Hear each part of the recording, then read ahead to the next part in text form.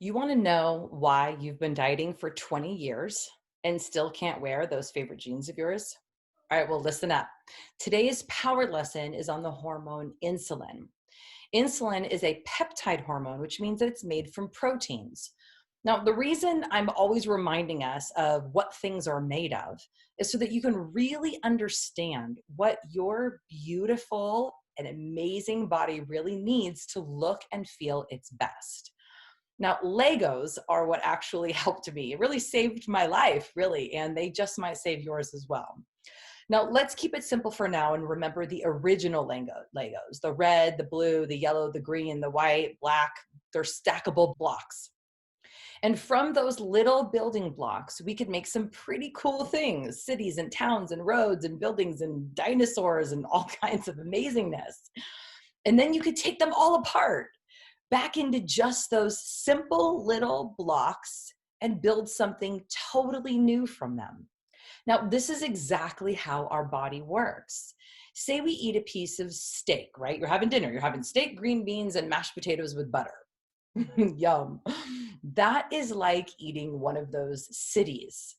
As we chew, digestive enzymes, and then as we swallow and stomach enzymes and stomach acids and all kinds of other digestive enzymes throughout our entire system, begin to break the food into its smallest parts, and that continues through the entire digestive tract. Now, in a real city, if we were to take it apart, things, the building blocks would be things like wood and metal and stone and sheetrock and windows and things like that. In our bodies, the steak gets broken down into amino acids, the butter into fatty acids, the green beans and mashed potatoes into simple sugars.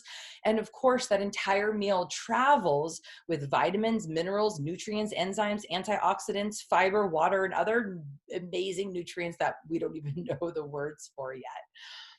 And what happens then is that our body can, yep, you guessed it, use those building blocks, those materials to make, well, basically you, all the hormones, new blood cells, enzymes, skin cells. In fact, your body makes about 50 million cells per second. That is incredible. And it needs all those little building blocks, and it needs them in very healthy, wonderful building blocks to make you. So you need a lot of Legos every single day. But what happens if those Legos are deformed or missing parts or misshaped? They've been processed.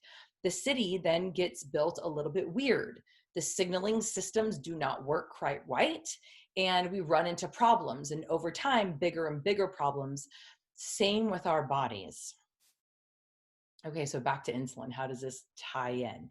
Insulin is a peptide hormone, which means that it's made from proteins, which then get broken down into amino acids. Insulin is very important. Without insulin, many major organs would not get the energy that they need to survive and thrive. Think of insulin like a key that unlocks the cell's doors to receive glucose from the blood, which feeds the cells and lowers blood sugars at the same time. Now, glucose is the preferred energy source of your cells. All things that grow have glucose. That is how important it is to humans. That means that all vegetables, nuts, seeds, fruit, legumes, grains, when all things are working right and we're eating fresh, alive, and vibrant foods, these foods get broken down into the tiny usable parts. And all the parts go to the right place and are made into, well, a healthy, functioning person with hopes and dreams and feelings and families and all kinds of experiences. Now, things went awry when we began taking glucose or fructose, those are the simple sugars, like the little tiny building blocks of sugars, isolating it, refining it, concentrating it, and then putting it into all of our packaged and processed foods. Almost everything, in fact, 80% of the quote food, call them food-like products in the grocery store, have added sugars and have been processed in some way. When we vilified carbs then, right? Thinking that they were all bad altogether, forgetting that when we eat them whole, They travel with vitamins, minerals, nutrients, enzymes, antioxidants, fiber, fiber. We'll have a whole class on fiber, water, phytonutrients, and other things that we don't even know the names for yet. You see, when we eat real food, not processed and packaged and concentrated in just taking one nutrient and putting into others, all the various nutrients in the whole foods have very specific, important jobs to do, maintaining your beautiful body. When we eat foods with added, refined, and processed sugars and flours, and we add stress into the mix, our blood sugars are constantly too high. The pancreas, which is your organ that secretes the insulin that then lowers the blood sugars and allows the cells to get the nutrients that they need, the pancreas is then constantly pumping out insulin all day long by what we're eating, drinking, thinking, and doing, trying to keep up with the demand. But there are only so many cells in the body for the keys to unlock. The brain does not like too much sugar running through it. So we have an amazing ability to store the extra glucose in our fat cells for later use. Now, it's truly quite amazing how our bodies can do that. I know we can get very emotional about it and have feelings about the extra weight, but actually the fact that your body can hold on and store energy for later is actually pretty amazing. But what happens to the pancreas? Well, let's think about it like this. How many times a day do you think the pancreas was secreting insulin to lower blood sugars 1,000 years ago? Let's say like 2 to 3 times a day. Remember that there was no restaurants, no grocery stores, no fast food, no Starbucks, no 7-Eleven, nothing like that. Just what you grew, found, killed, or traded. Those were the only things that you were ingesting. Also, remember, stress can produce an insulin response as well. And also 1,000 years ago, there was no internet, no elections, no news, no TV, no bank accounts, no mortgage, no traffic, no COVID, none of that. Okay, so even if it's say 4 times a day that your pancreas is releasing insulin, but also remember, the fiber in foods slows down the blood sugar release into the bloodstream, which in turn slows down the need for insulin. And therefore, there are really very few insulin spikes each day. Because again, 1,000 years ago, almost everything that you ate had fiber, right? The only things that didn't have fiber was meat, right, from an animal. Everything else was fresh, alive, and vibrant. There was no processing of foods. So now flashback to today. We got Starbucks, insulin spike. Donuts at work, insulin spike. Watching the news, insulin spike. Traffic, or just plain old bad drivers on the road, insulin spike. Pizza for lunch, insulin spike. Annoying text message, insulin spike. Kids, COVID, money worries, body image issues, doctors telling you a diagnosis, burgers and fries on the way home. I mean, I could literally add to this list all day long. Now, a few things happen when insulin is too high or for too long. Number one, extra energy gets stored as fat.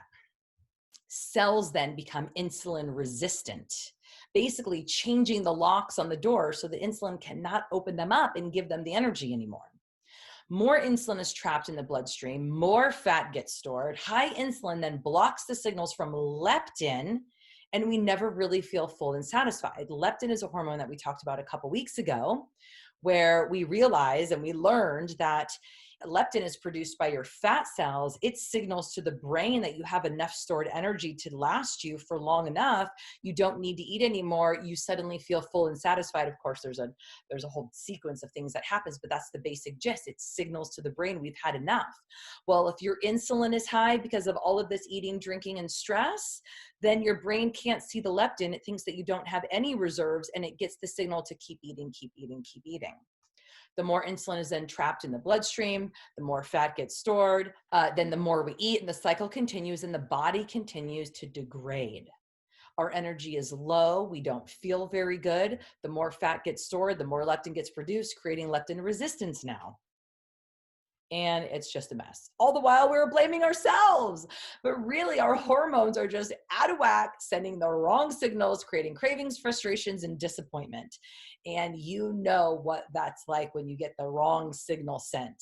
Communication is one of the most challenging things for human beings, and we all know how messed up a relationship can get if you're just texting with someone, or if you send an email to the wrong person, which is the worst. So we don't want our signals to be crossed. And the same thing inside the body, right?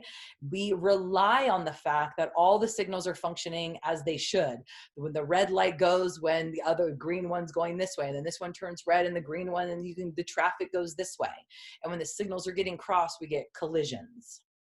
And that's how we can diet for 20 years and still not be where we want to be. But good news, there is a solution. Stop dieting. Stop trying to do the next fad. Stop trying to cut out whole food groups and start dealing with your stress and eating real food. You got this. And of course, I can help. Having a support group and a system, a plan to follow, a container to kind of hold the change and the transformation for you is invaluable. So you are more than welcome to just go right over to rosesteincoaching.com and see how you can get a hold of me, or you can just leave a comment below and I'll reach out to you. All right. I love you. Hope you're having a great day. Bye.